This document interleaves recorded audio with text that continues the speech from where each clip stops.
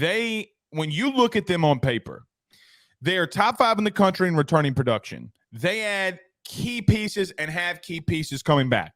It's really tough for me to look at this team, Joe, and on paper ask this simple question: do they not have the best defensive line in college football? They get Lovett back. They went out and got Gilbert Edmonds. They got Braden Fiske. They have Jared Verse, who might be the best edge rusher in the country. So when I look at them on paper, I'm not saying that they're the best team in the country. I don't think that they're the best team in the country, but I think they're a borderline playoff team. And for me, I asked you this, and I know that you laugh and you get aggravated. I really do believe week 1, LSU versus Florida State is legitimately a playoff preview. 2 teams that can easily find themselves in the playoff. I don't know where you want to go with this, but let me say this before I give the floor over to you. Yep. This team will only go so as far as Jordan Travis leads them. They got Jaheim Bell, they got Johnny Wilson, they got Keon Coleman. They have Megatrons at receiver, guys that can catch the ball. They got Trey Benson returning. It doesn't matter. As far as Jordan Travis can bring you is as far as this team's going to go. But I like Jordan Travis a lot. I think this team is, at minimum, I think that they have 10 wins this upcoming season. I think they're a really good team and going to challenge Clemson, even though Clemson has some new pieces on offense.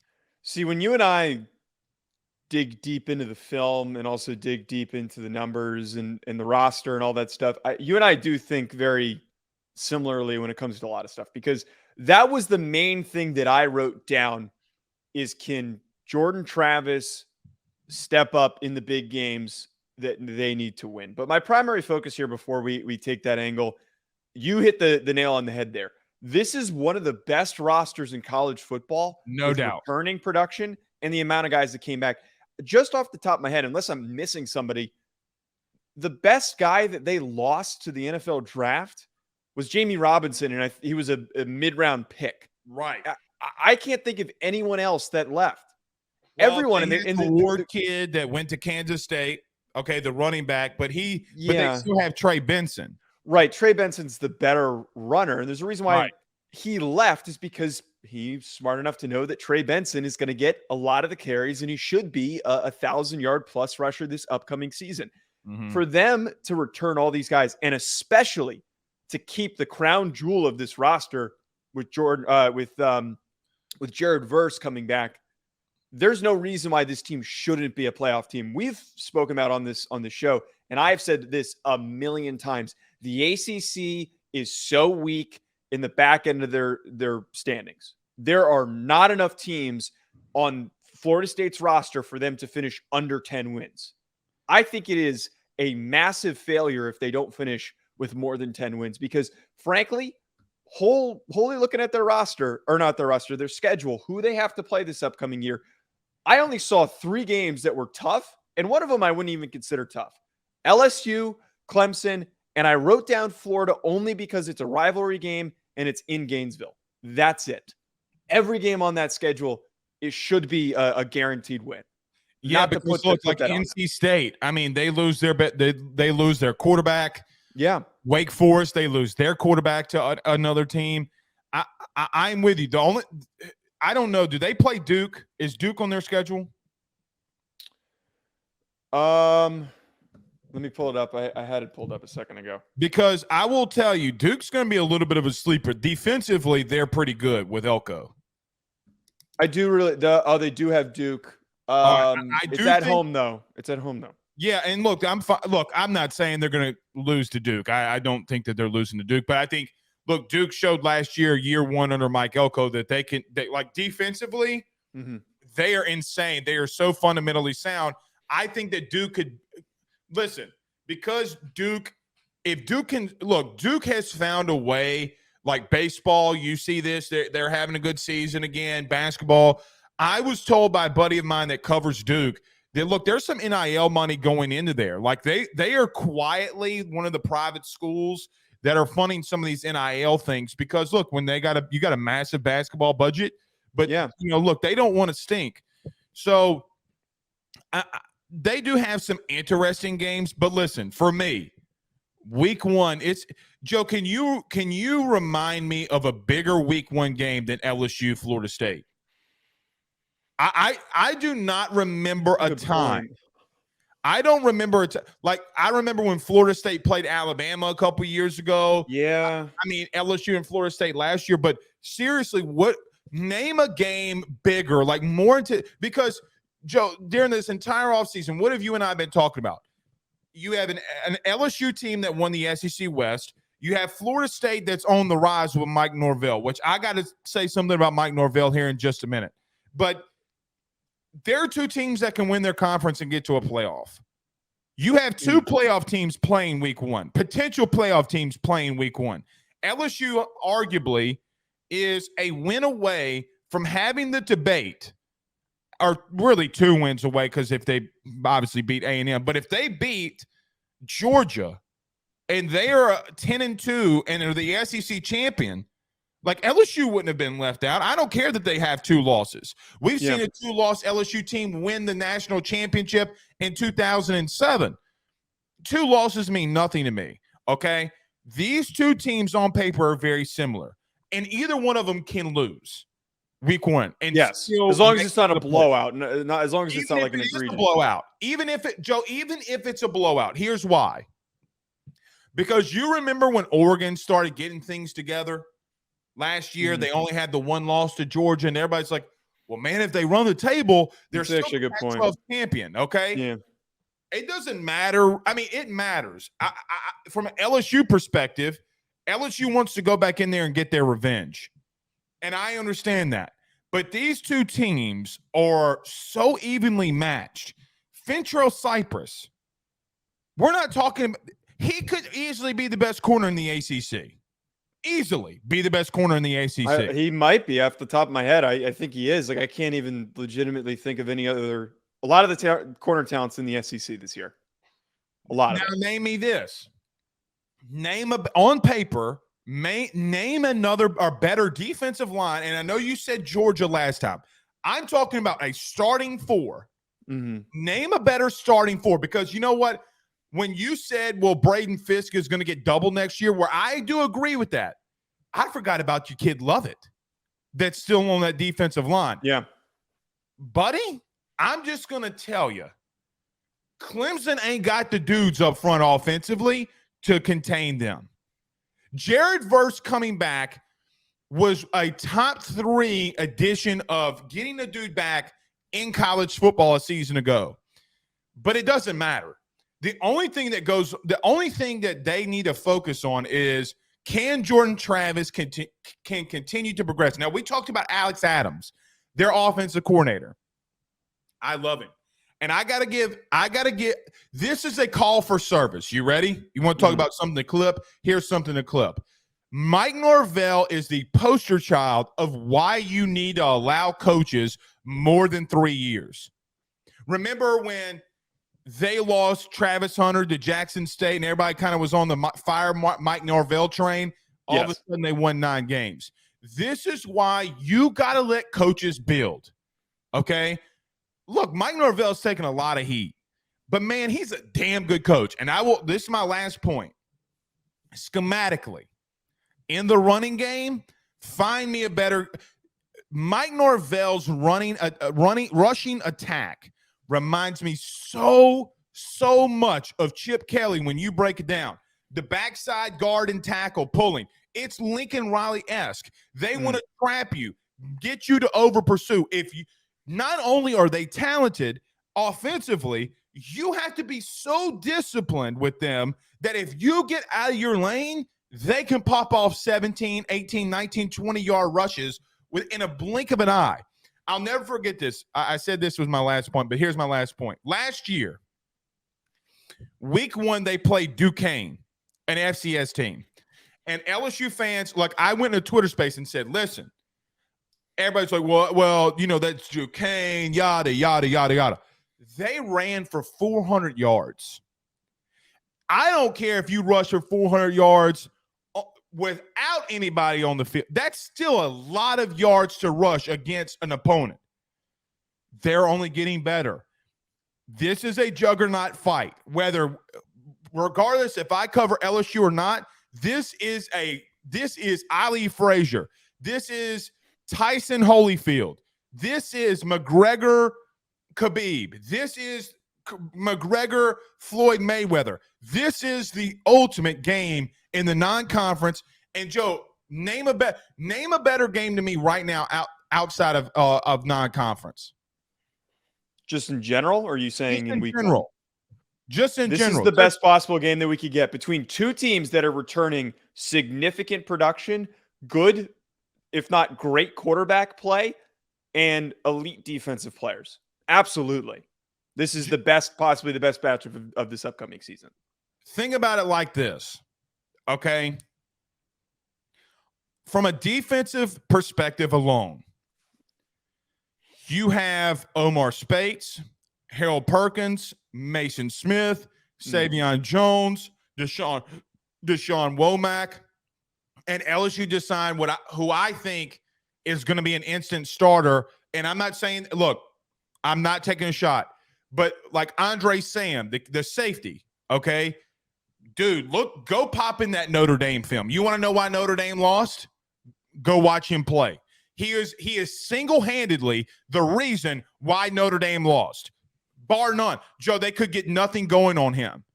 They try to get him out in space, tackle. So that alone, okay? Then you go to Florida State. Defensive line, Fentrell Cypress. There is a potential that you have more than 25 players on this as starters right now, 25 that are going to get drafted high in the NFL. Easily. I think it's certainly possible. Here's my one big thing. Watching NFL game week one. That is the ultimate thing for me. You are watching an NFL game week one. Oh, absolutely. This is, and I really do believe, as I said earlier, it's 10 wins or bust. This could be rematched. This absolutely could be rematched in the college football playoff, because theoretically, whoever wins this game, I would push if Florida State wins this game, they're running the table. They're going to be the one or two in the country. Like it's going to happen. To your point, Florida State has to win it more than LSU does. Wait, I would push back on that slightly, because Florida State only has one other hard game on their schedule. Florida State LSU has more difficult games on their schedule. Correct. So they can't pick up losses, though, is my point. Well, my point would be about Florida State. Is it, let's just say hypothetically, they're not going to, but let's just say hypothetically, if they beat Clemson and lose to Duke, and like you have a situation like last year, and you have Ohio State versus Florida State, okay, and their loss is a blowout to the SEC champion LSU, or even at worst, LSU is just a 9-win team, it's going to hurt them. It is more because of the ACC's down conference. It means more. It does not apply to the SEC on this one. To me, this is an SEC team. This is like one of the closest things to an out-of-conference SEC team that I don't disagree. Now, here's the thing: if they beat LSU, I think they can beat Clemson. But Clemson is going to be on a different level now. I think we're going to probably do a Clemson deep dive. But I don't know, dude. I don't know who that next wave of. They don't have that same level of Clemson defensive line talent that I'm usually scared of. They were horrendous defensively at times on the defensive line. Their secondary also stunk, and I really don't know who's up next. But to get back to Florida State, you brought up all these really good points that it's a front-to-back talented roster. But my thing that I feel determines success for a season and what should be discussed more on what leads to 10-plus win seasons is how do they line up on the offensive line? How do they line up on the defensive line? And they have quite possibly one of the best, if not the best, offensive line in the ACC. And they have one of the best defensive lines in the country, as you've said. Having talented bodies on both sides of the football is how you win football games. But most importantly is how when the end of the season comes around and you have to play an SEC team in the playoff, that you can win those football games. This is a Right. very, very physically dominant roster. And I love the fact that they went out and got Jeremiah Byers, who was one of the top interior linemen in the upcoming transfer portal class. This grouping on both sides of the football is going to be so dangerous. It was already good. And then they also made the emphasis to go in the portal and add even more talent. That, to me, again, is the big thing. You are going to win football games at the line of scrimmage in college football more than anything. And they have the dudes to do it. And then also, just to throw out there, you brought up the run game. Trey Benson is one of the most patient running backs that I've seen in college football. I love his vision. And I think the way that you talked about, the way that they scheme up the run game, a lot of traps, he is the correct back to be running that. He's a tall back at 6'1". He's a bit of a strider. Sometimes you can maybe say gives you those TJ Yeldon vibes, who had pretty good vision. You know who he reminded me of, to interrupt you? Who was the guy from Michigan State that played with the Steelers? Oh, Le'Veon Bell, who was also 6'1", 6'2". Remember how patient he was? Like, that's what he – I don't think he's as good as him, but that's the kind of running style that he has.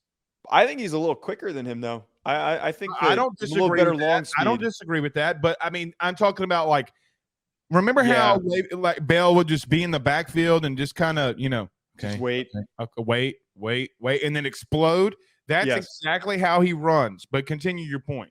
Well, I was just wrapping up my thought here that this roster is built to pound you on both sides of the football. No doubt. And run the ball effectively. And I am worried for anyone. Just the big thing for me here, why I keep saying that it's 10 wins or bust, is that they don't have a difficult schedule. The ACC is weaker this upcoming year because a lot of the best players freaking left, and they don't have to play North Carolina. It depends on what happens in the ACC championship. If they played North Carolina, it would be in the conference championship game. Correct? Yeah, assuming that things don't get fuzzy when they play Clemson and they don't lose to Clemson and lose out on that tiebreaker. Yeah. And I think, aren't they doing the top two, like they're doing the top two teams for the conference championship, aren't they? I know that they're moving to that. I don't know for certain that it's going to be implemented in 2023, but I do know that they're moving to that. Last thing on Florida State from me, Joe, is Jaheim Bell. Oh, and by the way, we talk about Johnny Wilson. We talk about Keon Coleman. We've talked about these receivers. Tell you another dude, man. They legitimately went out and got Hakeem Williams, the 6'3", 200-pound, 5-star wide receiver in this class. Dude, Jaheim Bell is going to get one-on-one matchups against linebackers, regardless if it's LSU or whoever it is. Yeah. They're not going to get stopped. That is legitimately why I say, even if they lose to LSU, you're going to have to find me a team that has the what's the word? The players. It doesn't matter what you scheme. Now, coaching means a lot. It does matter what you scheme, but in a one-on-one matchup, find me someone that can cover those mammoths on the outside. You need tall corners, and I don't know a lot of teams that have tall corners like that. They're tall, short, medium-sized. That's what she said. But it doesn't matter what size they are. You're going to have to show me that you can one-on-one guard them offensively. You're going to have to call one crazy scheme if you don't have the bodies to cover those dudes. You're going to have to call one of the best Ghostbusters. Yeah. Blake, I need to bring this up, though, before we do move on from Florida State.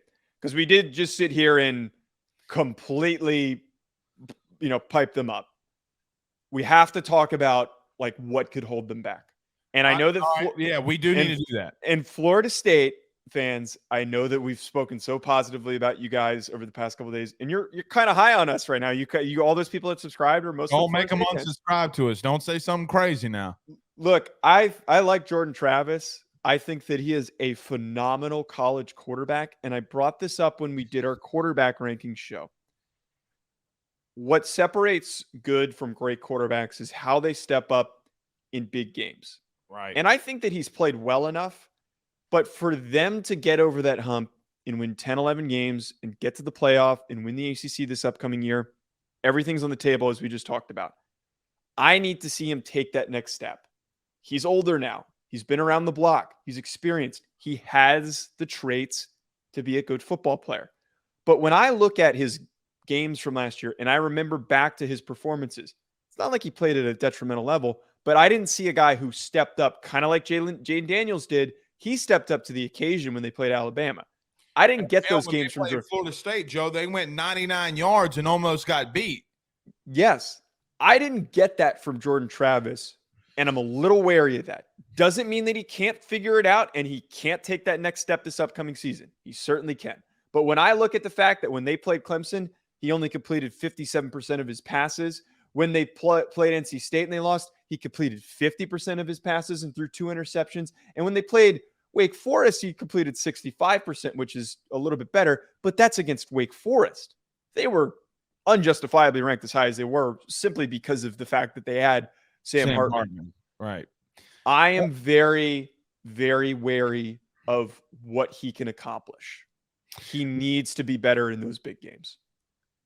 Here's where I'm going to just counteract. Now, I agree with everything you said. Actually, believe it or not, that's the same exact take that I have. We talked about that just a minute. This team goes as far as Jordan Travis leads them to go. The problem with making that argument is so does everybody else in the country. Why are we down on Alabama? Well, because do you believe Tyler Buckner can win you the SEC, right? Like that. So you get to a point where quarterbacks are what's going to lead you to get you over that top. Yeah. Look, you've seen talented quarterbacks, Bryce Young, CJ Stroud, even from a year ago. Dude, J.J. McCarthy led a Michigan team more than Bryce Young led an Alabama team, as an example. Now, Bryce Young had some different factors. Their defense gave up a lot of points. But, Joe, every year Jordan Travis has gotten better. He's been hurt, okay? But this is going to be his 6th season in college. If he can't progress more now, then I don't know what to tell you. Now, Michael asked a question in reference to if Jaden Daniels, so here it is. Michael, who absolutely hates me, but I'll bring up his comment. Loves me, man. If Jaden Daniels or Jordan Travis goes down, who can still win? Well, we saw what Garrett Nussmeier did against Georgia in the second half. We saw what he did against Purdue. God bless it if Jordan Travis goes down, but this is for 99.9% of the country, okay? If your starting quarterback goes down, you're in trouble. If Jaden Daniels goes down, Garrett Nussmeier can step in and win that game for you. Quite honestly, let's call it what it is. This isn't just me talking about this, but Garrett Nussmeier could start at Alabama. He could probably start at every team in the SEC, not named Georgia. I don't think he'd start at Georgia. He could start at Florida. He could start at Alabama. He could start at Ole Miss. He could start at maybe not Ole Miss, but he could start at, in my opinion, at Mississippi State. There's a lot of play. Yeah. If he went to Tennessee, God bless America. If that man went to Tennessee, the way that they throw the football, God bless it, because then you'd be in real trouble. My only thing about Florida State, the biggest crutch that they have, I agree with you. Can Jordan Travis lead you to the promised land? And I don't know if he can or not. I really don't know if he can. He's got the weapons. There's no excuse. You have the offensive line. You have the running game. You have the wide receivers, the tight end. If he can't get it done, then he has an issue.